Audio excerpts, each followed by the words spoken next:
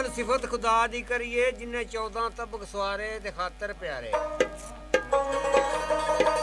वान इंसान ते नूरी नारी खिदमत दे विच सारे कोई दम ना मारे। धरती आदम सूरज चंद सितारे चमकन हारे कसूर मंद कुदरत हर शाहू पई दे नजारे ते विरद पकारे। फिर शाह ने लिखे अव्वल सिफत खुदा दी इन्नल्लाह कुल्ले शैन कदीर किबला। बाज नात मुख्तार मुमताज सरवर मुस्तफा महबूब तनवीर किबला। आ मैनू अगां ते पिछा नहीं होण देंदा मेरा डाढिया नाल है सीर किबला। उता हथ ते गोदड़ी लई उते फिरिया दर पे दर फकीर किबला। और जिधर जावना दरकार दरकार दैम मिलिया नहीं कोई दस्तगीर किबला।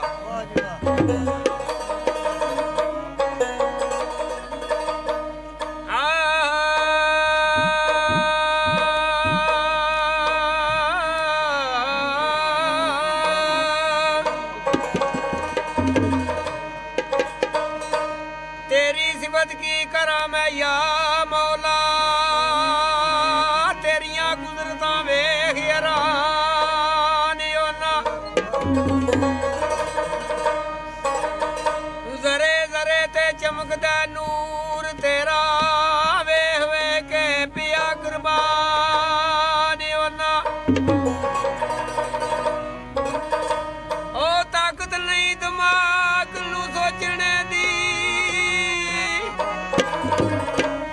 कदे वाल ते कदे निशान होना। करा दलीला दे कोल कसूर मंदा कदे बुढ़ा ते कदे जवान होना।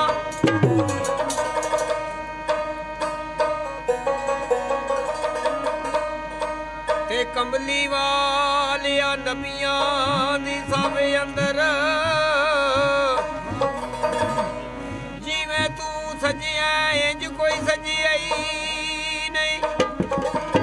ओ तेरे उत्ते दरूद सलाम पढ़ दे मेरा रब भी तेरे तू रजियाई नहीं। पढ़ दे गारा सखिया लाजपाला पढ़दा तेरे जिया किसे कजियाई नहीं। ओ सारे नबी सरदार तस्लीम कर दे डंका इंज ते किसे दा वजिया ही नहीं।